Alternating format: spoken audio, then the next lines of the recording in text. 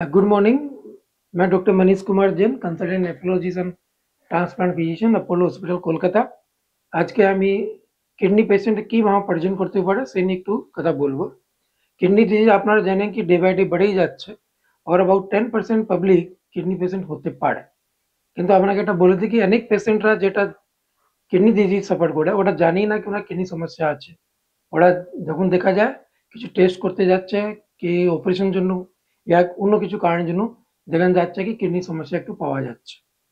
এটা হতে পারে অ্যাসিম্পটোমেটিক কিডনি ডিজিজ, যেটা কারোর কিছু সিমটম নিয়ে না আসে। কিন্তু জেনারেলি অনেকগুলো পেশেন্ট আছে যে সিমটম নিয়ে আসে।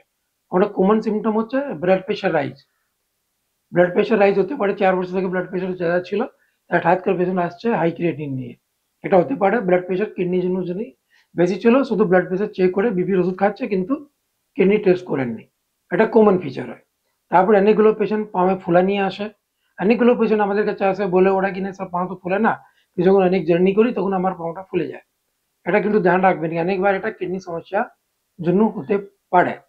অনেক পেশেন্টের পেশাবে রক্ত আসতে পারে, তারা একবার দুবার এলো তারপরে কিছু ওয়ার্কআপ হলো না, পরে লেট স্টেজে দেখা যাচ্ছে কি পেশেন্টের কিডনির সমস্যা পাওয়া যাচ্ছে।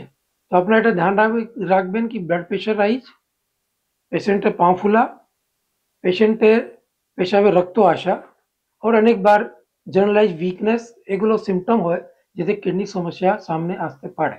और স্পেশালি আমি বলছি যে পেশেন্ট স্পেশালি ইয়াং যে ব্লাড প্রেশার এগুলো ধরা পড়া হয়, সঙ্গে সঙ্গে একবার চিকিৎসা ইয়া ডক্টরের সঙ্গে কনসাল্ট করে নেবেন, যেন আগে থেকেই আমরা কিডনি সমস্যাটা জানতে পারবো। Thank you.